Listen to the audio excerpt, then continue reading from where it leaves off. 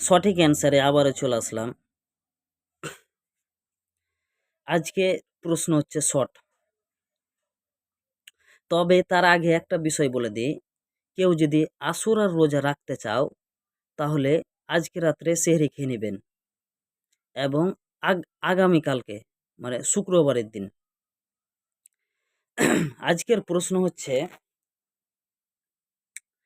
আল্লাহ পাক রব্বুল আলামিন কোন নবীর নাম নিজেই রেখেছিলেন? আল্লাহ পাক রব্বুল আলামিন কোন নবীর নাম নিজেই রেখেছিলেন? এর যে সঠিক অ্যান্সার দিতে পারবে তার জন্য রয়েছে ফার্স্ট প্রাইজ 100 টাকা, আর এর সময় থাকছে 2 দিন।